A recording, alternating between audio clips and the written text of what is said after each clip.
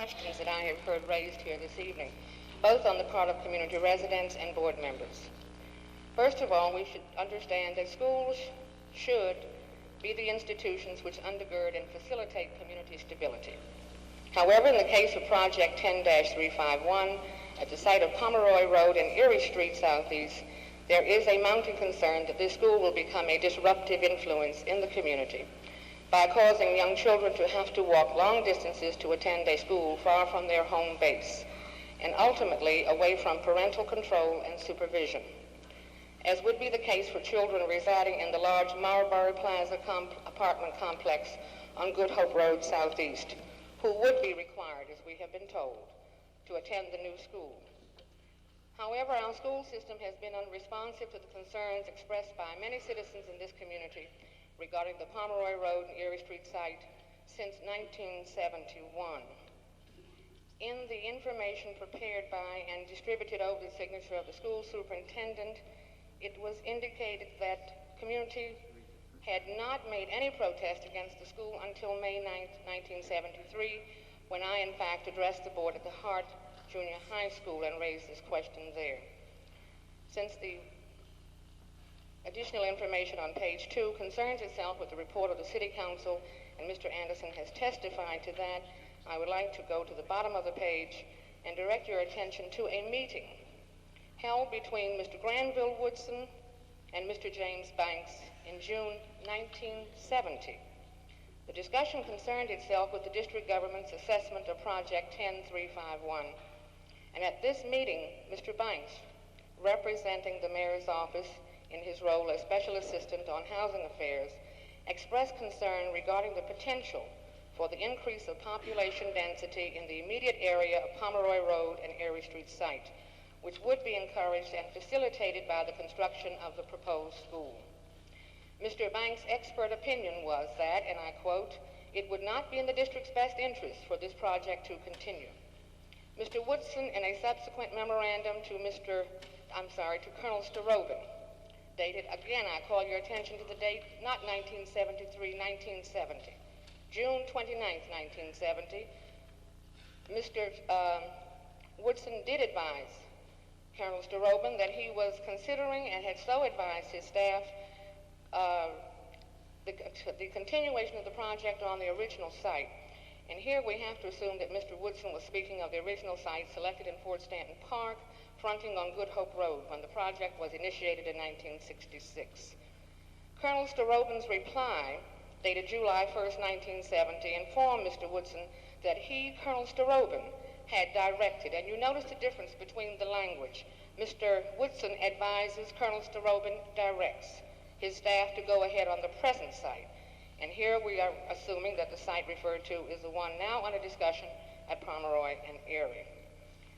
Again, it is important to emphasize that community has been speaking for some time on this matter, and that on September 14th, 1972, following a meeting of SAC 4, at which time citizens did review the CIP proposal, Mr. Charles Talley, then chairman of SAC 4, addressed a communique to Mr. Marion Barry. Apparently the relationship was a cordial one. He addressed him as Dear Marion. He informed him at this time of the increased community concern regarding the size and site of Project 10-351. Further, Mr. Talley advised Mr. Barry that the citizens group would be continuing their review of the CIP program at the Washington Highlands Library, and requested of Mr. Barry appropriate people from the administrative staff, as well as Mr. Barry himself, should his schedule allow, to attend this meeting in order that they might respond authoritatively to citizens' concerns and questions. Now I'd like to call your attention to the 1973 Senate hearings before the Committee on District of Columbia Appropriations, fiscal year 1974, at which time considerable testimony was given in response to direct questions by Senator Birch Bayh. The respondent for the D.C. public school system was Mr. William J. Bedford, Acting Deputy Superintendent for Management Services, D.C. Public Schools. The senator asked, what is the public school position on the appropriate size for elementary, junior high, and senior high schools? Mr. Bedford's response was, and I quote, elementary schools 500 to 600, secondary schools 1,000 to 1,500. Additional information was solicited on the efforts on the part of the school system to respond to the needs of school children east of the Anacostia River.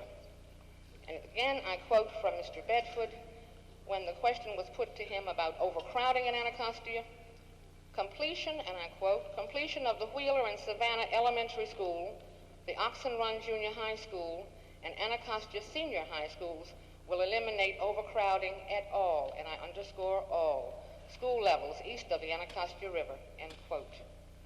For the benefit of our school superintendent, Mrs. Barbara Sizemore, and board members who are not yet familiar with our community, only the Anacostia High School serves the children of the Pomeroy Road and Erie Street site. The other two schools will serve children in the Congress Heights community. I would now like to direct your attention to the National Capital Planning Commission and its evaluation of the project that we are now considering. As early as 1967, the National Capital Planning Commission proposed the expansion of schools then experiencing severe overcrowding and projected the need for 17 new neighborhood schools at the elementary level by 1974. I submit that the key word here is neighborhood. In correspondence addressed to Mr. Sam D. Starobin, dated May 8th, 1973, and I would like to emphasize that date because it was one day before I addressed the board at heart. Copies were sent to Mr. Woodson and Mr. Robert Gresham, District Planning Division, signed by Charles H. Conrad, Executive Director, National Capital Planning Commission, with specific reference being made to the project 10-351, as well as their noted deficiencies in the design of the school building. This information may be derived from the material I have given to you, and it's titled The Report of the District Public Improvements Committee, dated May 3rd, 1973. Since the audience does not have that material, I would like to conclude by saying that the committee approved the modified sites, boundary, and final site and building plans for the new elementary school at Pomeroy Road and Erie Street Southeast, but it did so with certain provisions, and there were two. One, that the District of Columbia government and the Board of Education, as soon as feasible, reduced the program total enrollment of the school from 1,326 to approximately 900 pupils. And the second condition was that expand the proposed school site by incorporating the 1.1 acres of land between the modified site boundaries and Erie Street to the north. A copy of the full committee report was sent to Mr. Woodson. Under the heading of environmental impact, the committee notes that, quote, the deficiency in available play space for the students at this proposed elementary school would have an adverse impact on the 1,326 children that would be crowded on this site, and that is a direct quote. The coordinating committee reviewed the project on April 24th, 1973, and forwarded the following observations to the commission. One, the committee reiterates its concern over the extreme deficiency in open space, and two, the project has been presented without the benefit of design relationships to the neighboring Moton Elementary School. Finally, under project evaluation, the committee cites the following objections to project 10-351, and they are as follows. The proposed school with only 58 square feet of open play space per child would be severely deficient in open space under the final site and building plans. Two, because of the extensive building coverage and the lost space due to the topography, only approximately 1.8 acres, including paved plaza areas, would be available for recreation uses and for 1,326 children in the school. The committee noted that, and I quote, the other approved new schools provide for 104 square feet to 354 square feet of open space per child, end quote. Further, it notes that a minimum of 150 square feet per play space per child has been recommended to the Board of Education, and it continued, the board took no action. The committee recommends that the expansion of the site, and I'm quoting, to the northeast could potentially add as much as 1.1 acres of land to the site by incorporating the remaining land in the block between the school site and Erie Street into the site boundaries, end quote. Further, the committee notes that, and I'm quoting, the site should be expanded to provide a larger play area, and the programmed enrollment should be reduced to reach a much better balance between the number of students and the amount of usable play space.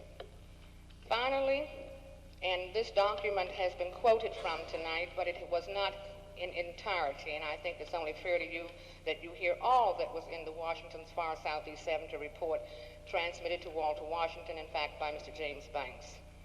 It was specifically recommended that the city, quote, construct more schools of appropriate size on adequate sites, end quote. The report notes that in, and I'm quoting again, in Far Southeast, there is a real danger that a rush to build and catch up rapidly may lead to substandard schools. Since school buildings are normally used for at least 50 years, inferior schools could become 50-year mistakes, as the overly large elementary schools on undersized sites threaten to become, end quote. The educators, including the National Education Association, have spoken to the appropriate size for elementary schools, and they recommend 350 to 500 to avoid problems of being either too large or too small. It is apparent then that the schools now under construction or planned for the Anacostia community do not meet the guidelines or standards of the National Capital Planning Commission, the National Education Association, nor do they adhere to the stated policies of this Board of Education. Again, quoting from the Far Southeast 70 report, and the quote says that Far Southeast, and that there is a danger that Far Southeast has become the testing ground for another experiment with expanded elementary schools, end quote. Citing the newly constructed and then planned for Malcolm X Elementary School as an example, the report notes that this school, then a plan, today a reality, a 3-story school for 1,326 students, and that, according to all the reports we reviewed, seems to be the magical number for Anacostia, that these students are now housed on a 2.5-acre site at Alabama Avenue and Congress Street Southeast. The building, they complain, covers most of the site, leaving only a minimal play space and a parking space shortage. This site, we are told, was originally intended for a school holding about 800 students, but pressures to immediately respond to the concern of overcrowding forced the plan sized up.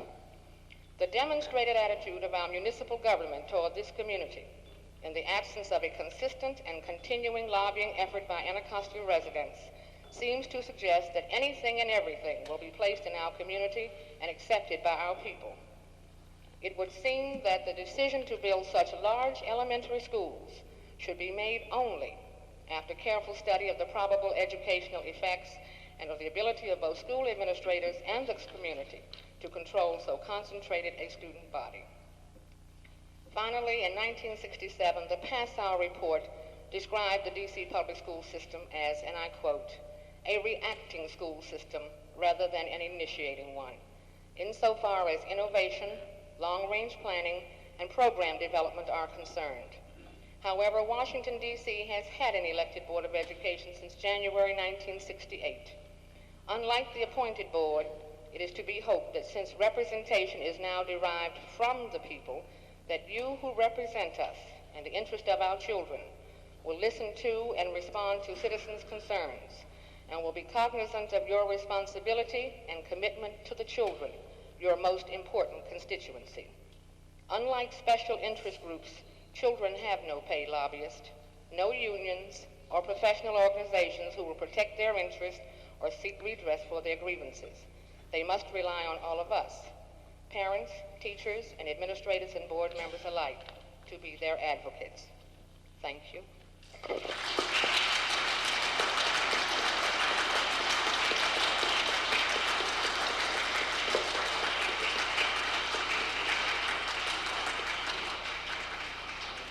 Thank you, Mrs.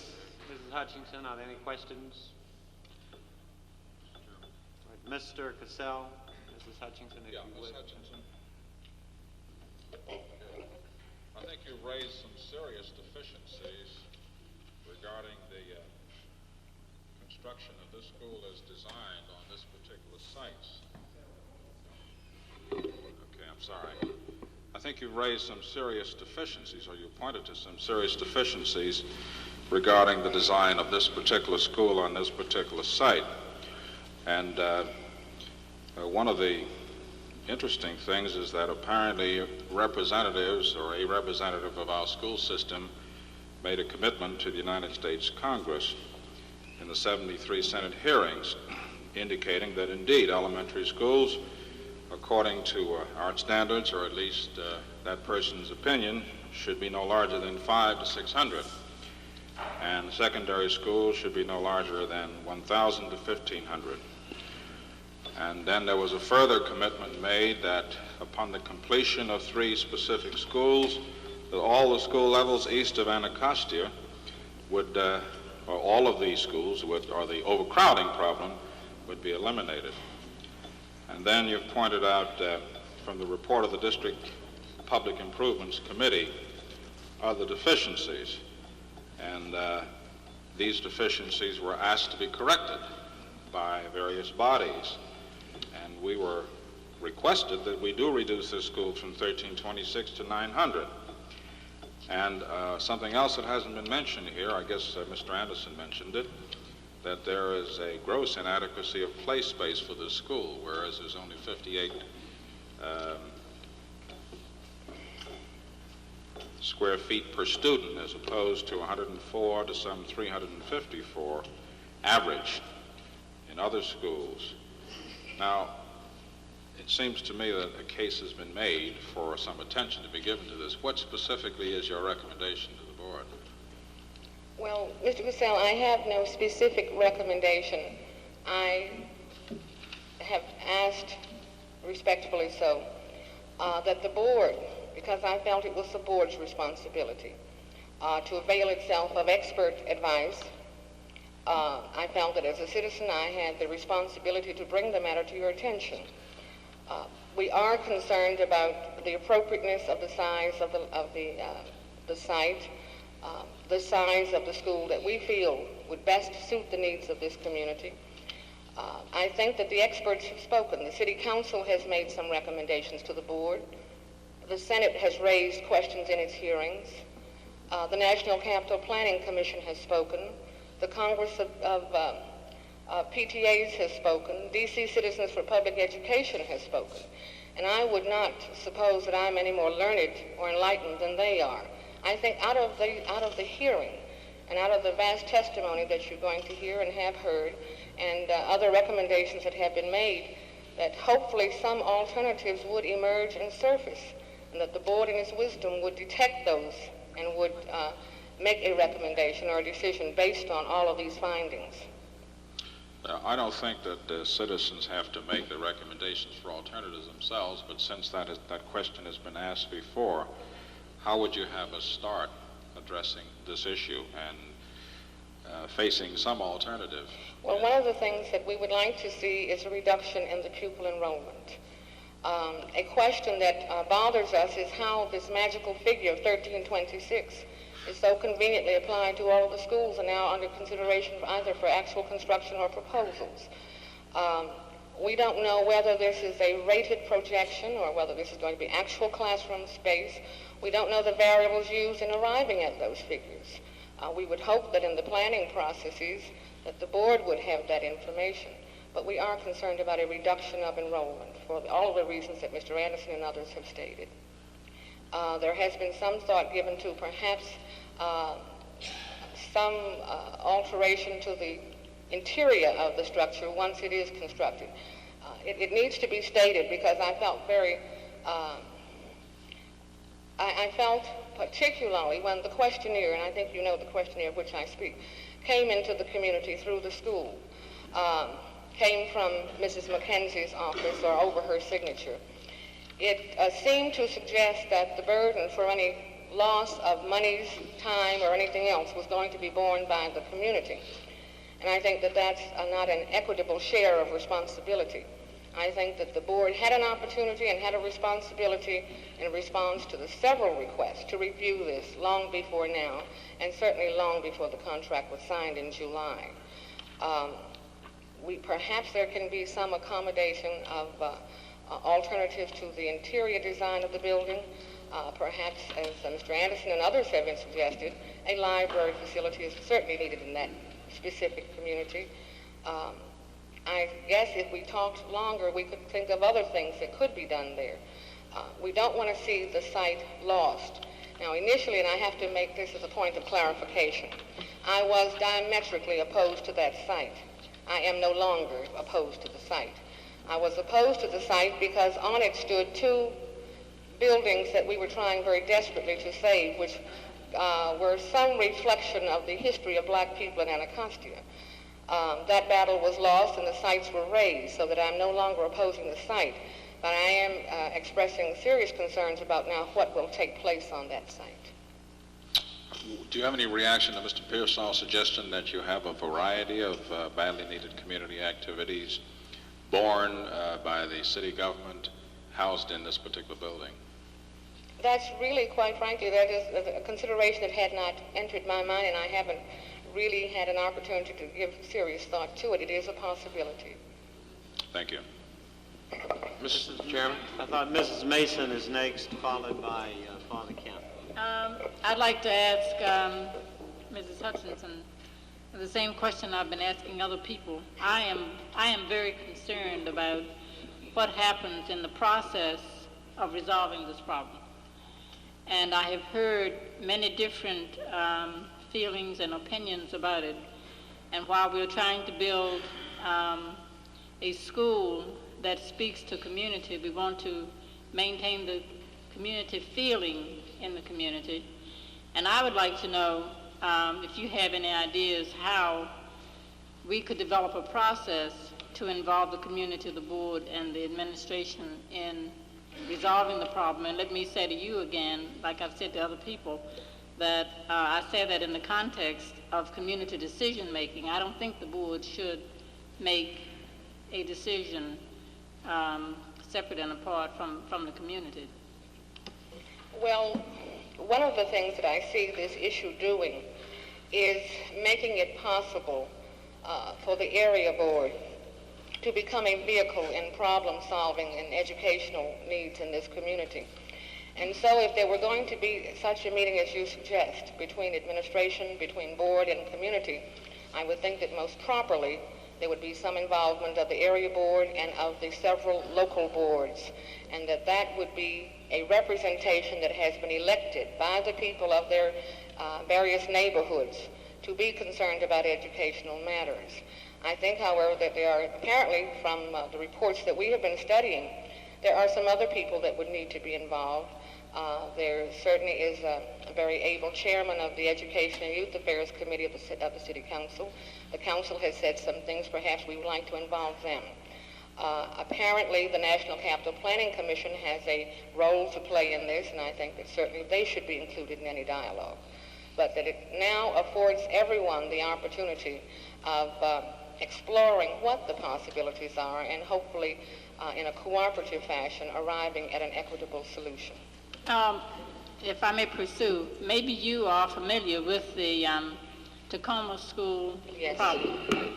And after the construction was stopped, then there was what they called a charrette, which is a planning process which was carried on for a full week with full community participation, working with all kinds of experts, in quotes, to help resolve that problem. And I wondered, we don't have to have a charrette that will last a week, but I wondered if maybe we should just leave that hanging, that maybe the community would want to get into a reevaluation planning process to resolve the problem and to build that community feeling, so that we have a community. When we have the school, we'll still have a community. All right? That's a possibility. Right. Thank you. And I'd like to ask a question of the administration. I guess this would be of Mr. Bedford or somebody. What happened to the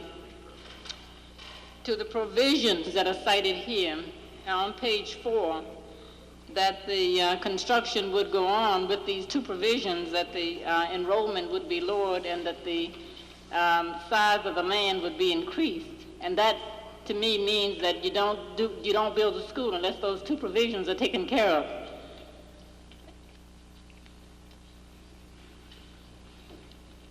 So I'm sorry, Mrs. Mason, that question was directed to the...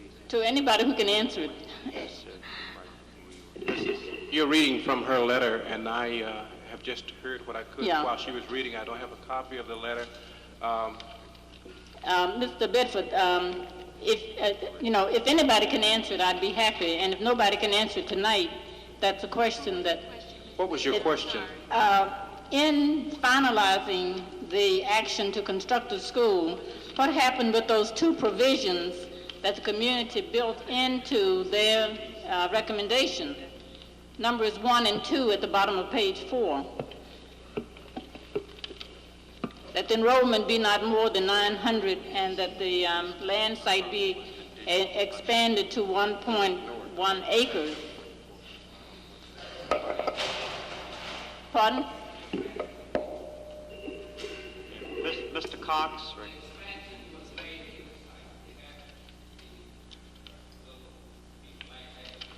Does that mean now, Mr. Cox, that we have adequate play space for that school?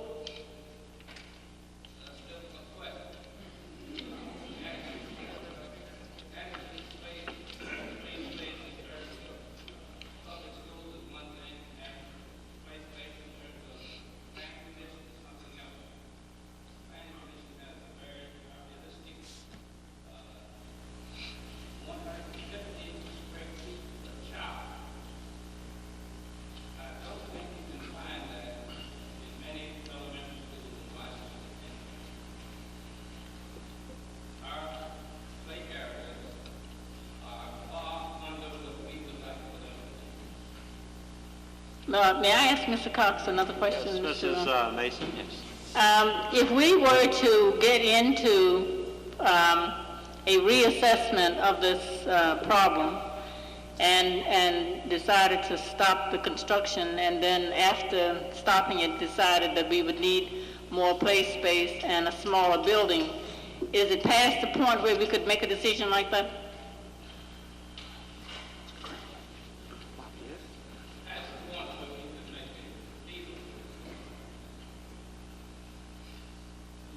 What does that mean, Mr. Cox? That means that if a change is made in the scope of this work, it means that this project will be delayed and the cost would be anybody's guess, because you would have to deal with the contractor, you have to go back and redesign, and I can't imagine at this point just what the cost of such a move would be. But at the point where we are now in the construction, with whatever concrete has been poured, is it too late to have it smaller so that the play space would be larger? Is the question I'm asking. It's too late for that? I see. Is that what? Can I pursue that? Yes, all right. I would just... Mrs. Mason has the floor. You have further Well, questions, Mrs. Mason? I just have one comment, and that is that with the Tacoma stoppage, there was a very long delay in picking up on that project, and I believe the project was stopped in '68, and Tacoma is now just being planned. Which one? And so the community would have to know that when you stop it, and I'm not saying this because I'm in opposition to stopping it, but I think the community should have information, and if it is stopped, it means that you will have to wait and go through a process again, and we don't know, none of us would know how the Congress would deal with, with that problem. Let's see, Father Kemp was next, and I recognize Mr. Cassell as speaking after Father Kemp. The superintendent wishes to make a statement. I yield.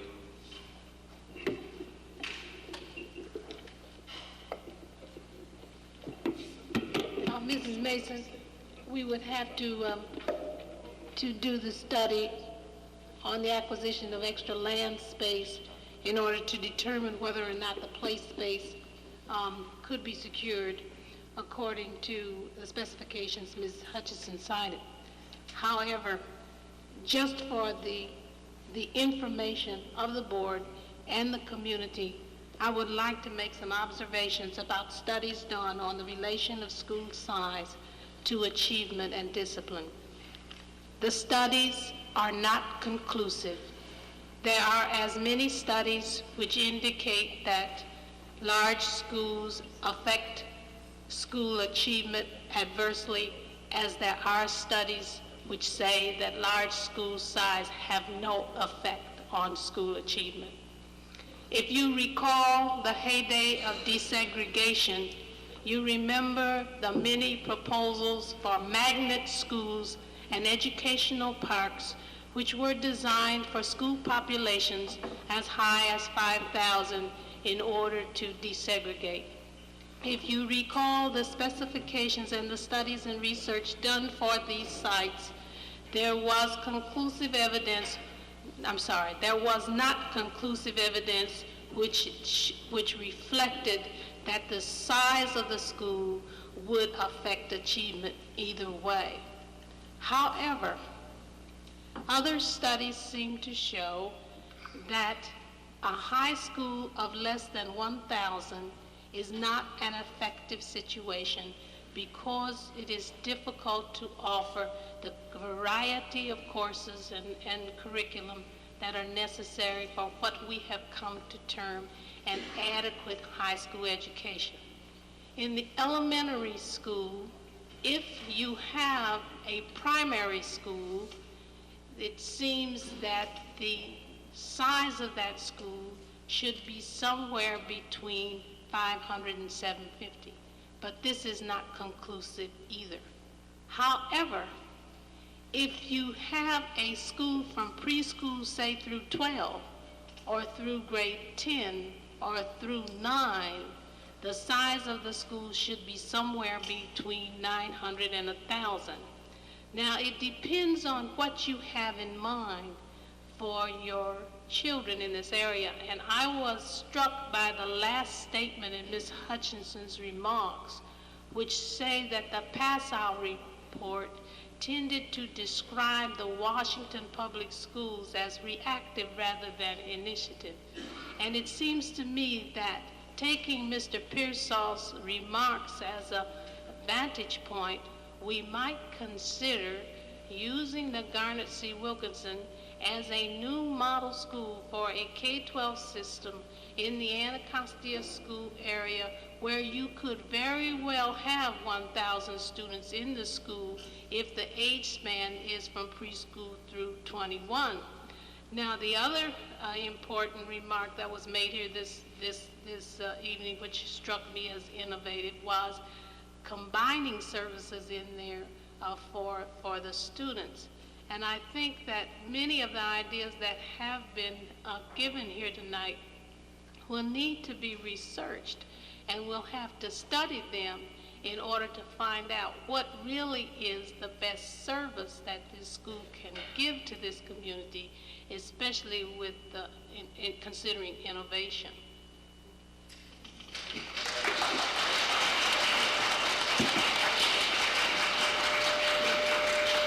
Father Kemp. Yes, Mrs. Hutchinson, I want to commend you for an excellent piece of testimony. I think that just for sake of brevity, since it is running late, just like to comment on one point that you raised and Mr. Pearsall raised, and that is the whole question of these capacities. Your figure in Anacostia is 1326, and you're dead right in feeling and in raising objections to the board that all these monster schools are being built this side of the Anacostia River. I would like to share with you two experiences on the other side of the Anacostia River, one at the Bruce Monroe and one at the New Morgan, which is under construction. Those figures somehow magically got in the neighborhood of 1250. In the Bruce Monroe, this fall, there are some 800 students. The citizens refuse the offer to transfer boundaries to make the Meyer Elementary School less than its slightly overcrowded operation now. As a result, there are 450 less students in that school than the capacity figures would indicate. In other words, by fiat of that community, that capacity has been lowered to something operable, manageable, and in terms of play space, it's bound to be one of the smaller playgrounds for a number of pupils. In terms of the Morgan is built as really almost as a community facility school with a junior high school sized gym, an indoor swimming pool in conjunction with the recreation department. Those kinds of facilities are being put together in that building through a cooperative venture between the Morgan board, the DC board, and the recreation department. That board, the Morgan Community School Board, which has a lot of the same dynamics present as the Anacostia board, is currently talking in terms of not more than 800 in that particular new facility, even though the capacity is 1250. Nobody is disturbed about that. They're just not going to let more than 800 people in that school. And I think you ought to know those two precedents exist. Further, the Morgan Community School Board has currently under study a proposal that sounds a little bit like what's going on at the John Eaton, and that is to retain their sixth graders, or some of their sixth graders, into a seventh grade, and then into an eighth, and perhaps into a ninth, and to reorganize that school in terms of lower school, middle school. A number of these possibilities, I think, ought to be explored in the process that you indicated with the Anacostia Community School Board and with this community, and I think even further, that in terms of redesigning the building, the Pomeroy and Erie building, perhaps it might be worthwhile to look at the complementary, supplementary, community, those kinds of services, going into more traditional buildings, perhaps like the Moton, where you wouldn't have to make so many adjustments within the building. Classrooms make fairly good offices. And maybe we could think in terms of using some of those facilities for that kind of office, medical clinics, social service kinds of workers, libraries, and what have you.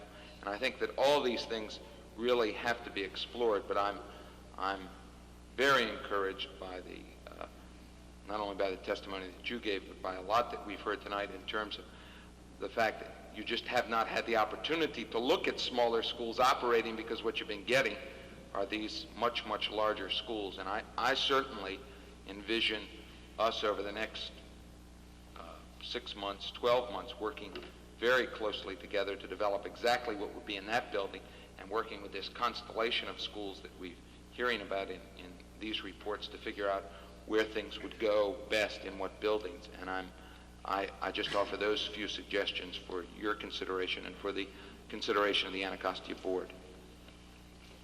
Mr. Chairman. Mrs. Mason? I'd like to add the Tacoma School to your list, where they're talking about adding on the junior high school. They're talking about that too.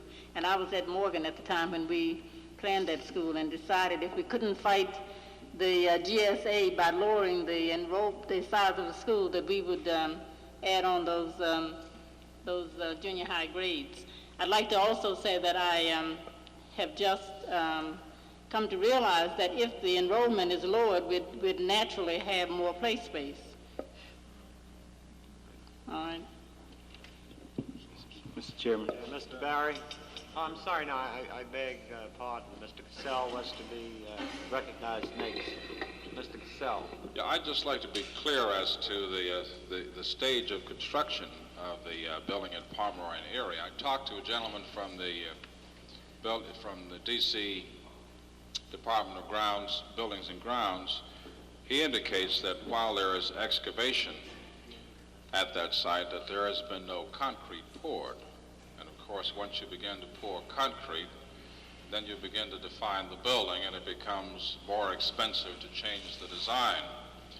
But if the Board of Education decides that the testimony that it's heard warrants at least a temporary delay while we try to resolve this issue, that there is no permanent, unless something's been poured today and he didn't know about it, there is no permanent construction there. As a matter of fact, the stage of construction there would be no further than that of the Tacoma project, which had had its footings excavated for, but which still could be modified without any extreme costs. I point out also that the response that you would get from the people who normally prosecute contracts is certainly a very cautious one, and they're normally execute contracts. And they, of course, are very much concerned about something that we are less concerned about, and that is the possibility of some additional cost to the D.C. government and a possibility of suits. But I think we all know that all contractors stand ready to receive the next contract and the next contract, and that the district government has the ability to negotiate with any contractor without necessarily incurring any large suit for damages.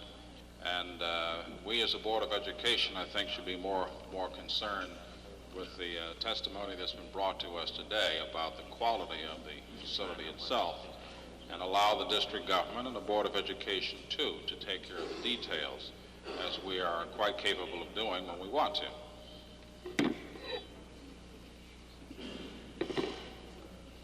Right, next is Mr. Barry. Mr. Chairman, I wanted to ask probably the administration some technical questions. As you know, our meeting on the 14th of... Before you do that, I had one or two questions for Mrs. Hutchinson, if you were moving to something else.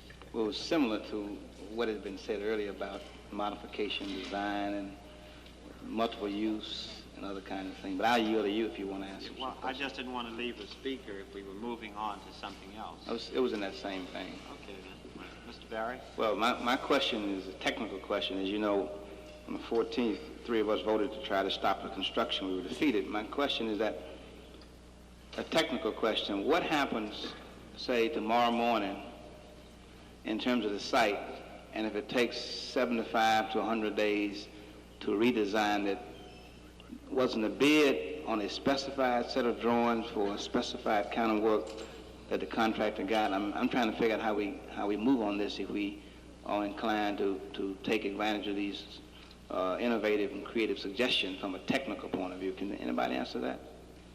Mr. Cox?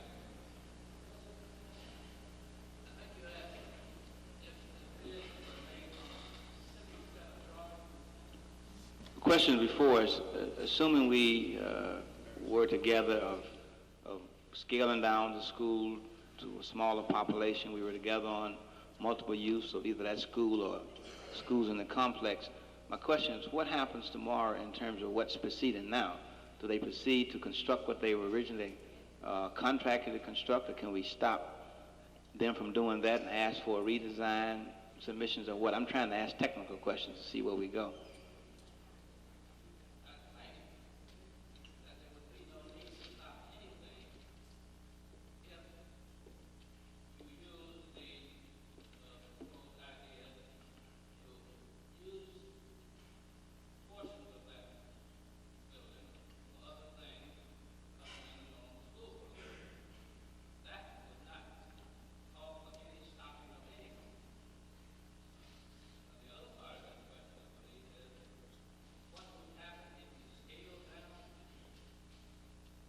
Well, there have been some suggestions that we stop construction, that we redesign the school.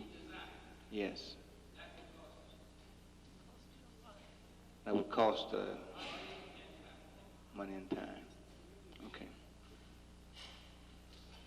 Yeah, Mrs. Hutchinson, I had one or two questions. The first, I think, has been anticipated in part by the superintendent, and that is that in your documentation, in your presentation, you refer to comments by the D.C. City Council on the capital outlay program and the FY74 budget, and I note that their comments refer to certain studies, but do not list those studies. It's not to say that you should have them or should have presented them here, but In your research at the City Council, were any studies made available to you which are the subject of reference in their commentary? No, Reverend Coates, we were able to get a report of the D.C. City Council's review of that FY74 budget. And I can certainly sympathize with how Mrs. Sizemore felt at the last meeting of the board when she said that she had 1 week to present that report on November the 14th. We had approximately 10 days as community people, as lay people, to try to do some research, but we didn't have a staff, and there's some answers that we're still looking for. One final question in the area of research. Did you consult with the operational people, such as teachers and local building administrators? And if you did, what were your findings with respect? We did. We've talked with principals, we've talked with teachers, we've talked with counselors. One of the interesting things that we encountered in their response was that the oversized schools tends to depersonalize both the student-teacher relationship and the relationship that exists between administrators and faculties. And that in fact much of the communication that goes on in those large schools that have PA systems is done by that mechanism over the PA, so that there is some concern about what is happening to communication within the school community itself, inside of a structure, the size of a Hayden Johnson or the size of a Moton. These are the schools that we've talked to people in. Thank you.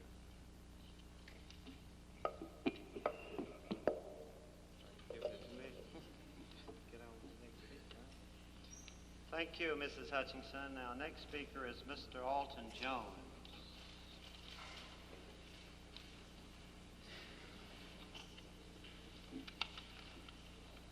Chairman, Board, Superintendent Sizemore, after sitting here on this testimony. I'm sorry.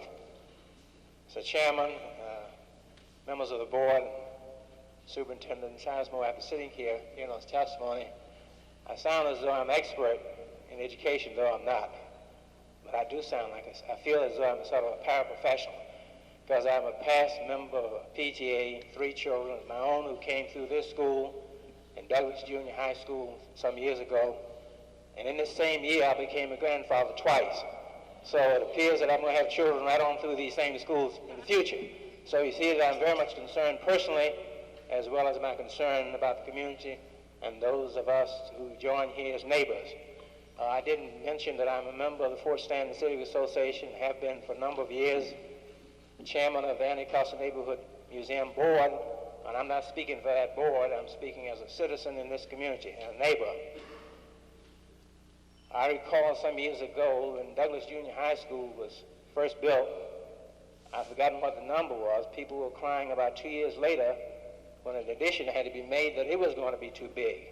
I haven't heard of any serious riots down at Douglas Junior High School because they had a very strong principal there and good morale and high discipline, well-controlled discipline. Now, what little I know about economics tells me, and all private enterprises, all well-organized agencies and organizations follow this principle, that wherever you increase your products, you reduce your costs. And that's a pretty well-established principle. And it's a principle, unfortunately, that social workers and educators don't always follow.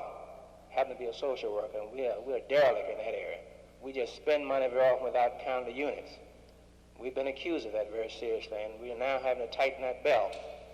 And I can say that the field of education, for what I read and what I hear from my friends who are experts in it, that we do spend too much money in education without considering the unit costs. And I think we will have to come to grips with that. And that's one reason I'm here tonight, because I feel that we need to give very careful attention to the economics involved in education. If we're going to talk about quality, we've got to talk about production too. I'm not talking about producing robots, but talking about producing human beings of quality that have come out of the well and wise use of dollars. And if I were to read my testimony here based on research we did, I would be repeating much of what Superintendent Sizemore has already cited to you a few minutes ago. As a matter of fact, she stole my speech. I had it done last night and again tonight, so I'm sort of getting used to that. And so, but I will cite as much as I can recall that Dr. Gore, president of Educated Facilities Laboratories, has taken from the United States News Report of a few years ago, not too long ago, that the country was looking around 3 or 4 or 5 years ago on the same subject, and it was found throughout the country. And this is one reason I'm glad I found this research, because it takes us out of a provincial cycle that we so often here in Washington are given to, looking at Washington, Alexander, and Montgomery County. But this report looks at the whole nation. It looks at Florida, Minneapolis, and a couple other cities and areas. And they all bear out the fact, number one, as a matter of fact, in one county in Florida, they've gone so far as to combine the elementary school, junior high school, and a junior college. And it worked out very well in terms of the teacher control and student discipline. In Minneapolis, they combined the elementary school and junior high school on an experimental basis, and last report showed it was succeeding. The National Education Association pointed out not very long ago, as the superintendent pointed out, there's no evidence that a large size has anything to do or there's any necessary relationship to the effectiveness of a school program. You know, I'm always interested in this, my little bit of interest in psychology. You know, when you go in a crowd of people in a school stadium or in a large school auditorium or walk down on F Street, you don't have no problems, you know. The problems is when you get out in the scattered area and somebody can peep around the corner when there's nobody watching them. So the size has something to do in terms of control. Psychologically, size almost controls itself in a sense, because there is a close identity, contrary to what's been said that there's not identity. There's identity. Youngsters have more sense about relating to each other than we give them credit for, unfortunately. They do relate. They develop their various group interests, which is very healthy. And in this sense is what we call, I think sociologists call, a sense of identity and a sense of the term, I guess, is homogeneity. They develop themselves. And last, I would like to include a statement that I did not necessarily read, but developed out in terms of experience and some interest in administration. That is, where you have a high level of administration, and when I say high level, I mean a level of competent administration and a deep-seated commitment on the part of the teachers and principal and staff, you have a minimum of problems of discipline, and you have a high level of morale. And this is basic not only to the school system, it's basic to all systems where human beings are involved. Thank you very much.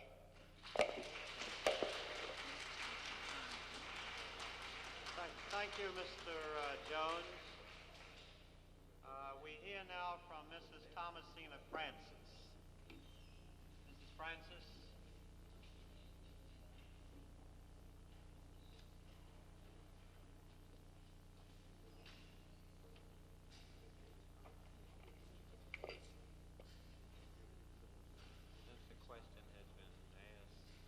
To Mrs. Sizemore, Mr. President, Acting Chairman, board members, other district officials, and community residents in attendance. I think all has been said. The board knows my position. I oppose the school in its present proposal, in its present form. I, as chairman of the Moulton Local Board, support Mr. Albert Pearsall's position on the size of the school, enrollment, approximately 500 youngsters, as well as former Councilman Stanley Anderson, Mrs. Hutchison, and Mr. John Smith. There is one thing that I have not heard anyone comment on and still raises a question in my mind. I am concerned about the boundary changes. Mrs. Mason has asked for a meeting with the community. We would also like to extend an invitation to Mrs. Sizemore and Representative Coates to attend that meeting also.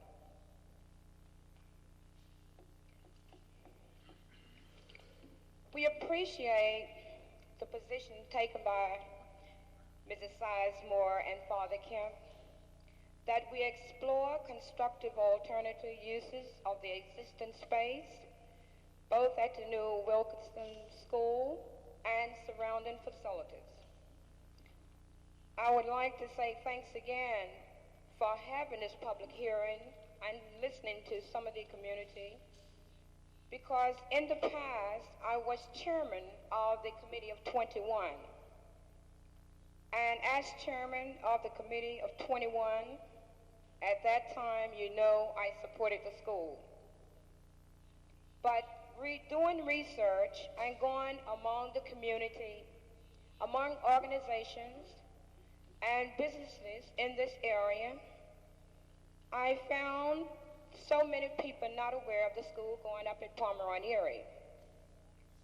I brought this attention to the Board of Education, asked them to review this site and the size of the school. I'd like to say thanks very much for this opportunity.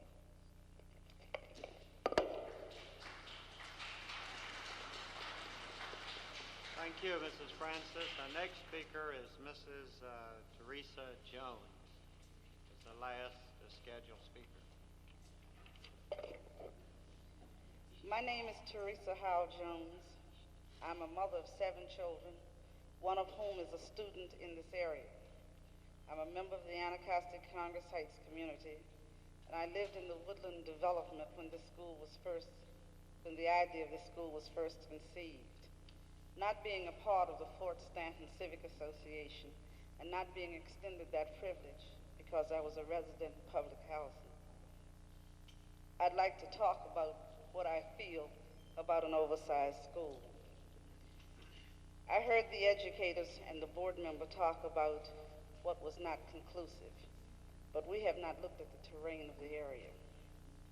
We have not looked at what small children will have to suffer to get from Marlboro Plaza to a school on this hill. My first suggestion to this board is that you walk on a cold day, and I'm not saying rainy, but you could try that too, from the foot of Martin Luther King Avenue up Morris Road to the Moton School. I suggest that you walk from Stanton Dwellings, where our children walked, to the Moton School. I remember Father Murphy saying, and I'm telling this for the benefit of Father Kemp, he said, if you live in Anacostia, you do your penance before you get to church. And I believed him. I still do.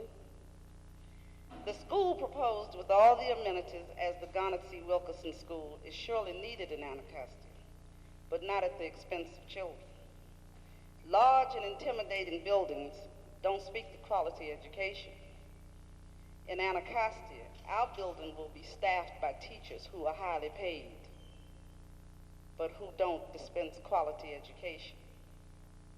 As a mother who must, in the next 3 years, take a small child named Juliana Jones by the hand and enroll her in a building where the peer pressure is so frightening to both she and I wonder what you're going to think about that when she doesn't become, say, a productive citizen. I ask that you review the facts, listen to the citizens, and make proper decisions. I believe that the facts put before you by other speakers have given you the prime reason to reevaluate your reasons for wanting the Garnet C. Wilkerson School. I wonder in my mind when we talk about the boundaries, how many of you actually know where Marlboro Plaza is, or where Stanton Dwellings is, or where Woodland Terrace is, or what hardships those children are going to have to get to this school. I also wonder in my mind, and I asked Mr. Cox if he knew the area. He said, oh yes, he knows the area. Let's look at an air map. I wanted to know if he knew the area by foot. That's the way we get around. No sidewalks, no policemen, nothing else. We just walk in the streets or in the roads or however we're going to get up that hill to that school. The other part of all of this that bothers me is that the board seems to be afraid of Mr. Natcher. You're not saying it, but that's where the fear lies. Now, I heard Mr. Anderson say that we were prepared to go see Mr. Natcher, and you ought to believe that, because when the budget was being cut, Mr. Barry had us called all hours of the night, and we went to see the congressmen and the senators. And if we were prepared to do that, then we prepared to see Mr. Natcher. And I see no reason why reasonable people could not ask, well, I don't know if Mr. Natcher's reasonable or not, but I'll say that, the reasonable Mr. Natcher to come out here and walk the area. And I'm sure he would enjoy the publicity from even being asked. Now, I think that we have to look at what's going on in Anacostia, and we have to look at the precedent that's being set. Large and intimidating buildings that are not designed in any beauty, as far as I can see, and I know that beauty is in the eye of the beholder, but so is ugly. These buildings are being designed, they're heavy looking, and all the other kind of things that are going on. The Malcolm X school was labeled a 50-year mistake. Mr. Coates knows we had to fight about why I turned the building around in that position. We had to fight with Mr. Woodson about why he wouldn't buy 3 apartment buildings so there would be proper space. We have a school going up at Savannah and Wheeler, right next to another very large school, right next to a lot of townhouses that are being built that are going to flood the apartments on the south side of the hill. We haven't taken any of those things into consideration. The boundary changes are not just going to hurt the people on the hill or the Fort Stanton Civic Association. It's going to hurt the people as far away as the Marbury Plaza area, as far away as the Green Elementary area. Turner School might be relieved of overcrowdedness, but the hardship that would be placed on those children who at some points come underfed, underclothed, and a whole bunch of other things to that school are going to be hurt. You're not going to be hurt. The children who are your constituents are going to be hurt. And I dare say that some of the people who are saying build that school because of the fear tactic that has been used in this community, if we don't get the school, we're going to get low-income housing. There's nothing wrong with low-income housing, one thing. Number 2, if you get that school and it needs to be filled up, low-income housing will find a way to come so it'll fill that school up. Now, I suggest that we get the facts, we look at them before we make any decision about a school being built on that hill. Thank you.